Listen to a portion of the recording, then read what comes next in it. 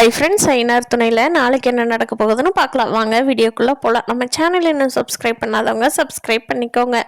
நம்ம சேரனுக்கு பாத்ரூம்குள்ளே இருந்து வலிக்கி விட்டு காலில் அடிபட்டுறது, அதுக்கு கொஞ்சம் மருந்தெல்லாம் வச்சுட்டு கட்டிட்டு வேலைக்கு கிளம்பிடுறாரு.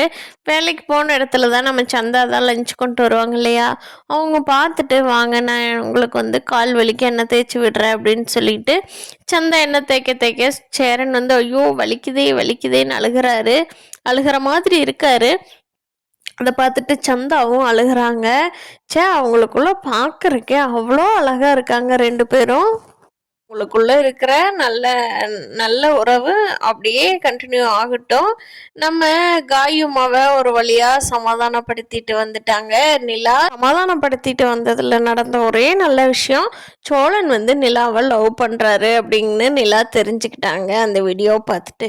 அதை நினைச்சிட்டு அவங்களுக்கு நைட்டெல்லாம் தூக்கம் வரல, வெளியே உட்காந்துருக்காங்க.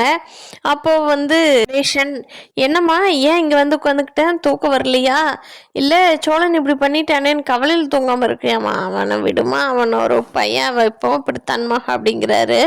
அதுக்கு நிலா சொல்கிறாங்க, இல்லை அவர் பற்றி தான் எனக்கு தெரியுமே. இன்னைக்கு நானும் பல்லவனும் வண்டியில் வர்றப்போ பல்லவனோட அம்மாவை பார்த்தோம்.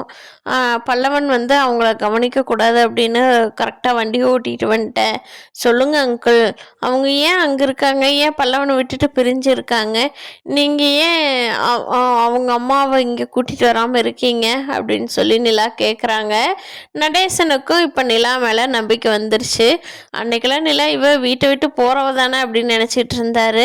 ஆனால் சோழனோட பிரச்சனை வந்ததுனால இவ போக மாட்டாங்கிற நம்பிக்கை நடேசனுக்கும் வந்திருக்கு. ஆனால் அவர் இன்னும் உண்மையை சொல்கிறதுக்கு தயங்கிட்டு இருக்காரு. பார்க்கலாம் ஃப்ரெண்ட்ஸ், அடுத்தடுத்த எபிசோட்ஸில் நடேசன் நிலா கிட்ட அந்த உண்மையை சொல்கிறாரா அப்படிங்கிறத. இந்த வீடியோ பிடிச்சிருந்தா லைக் பண்ணிக்கோங்க. நீங்கள் என்ன நினைக்கிறீங்கன்னு கீழே கமெண்ட் பண்ணுங்கள். தேங்க்யூ.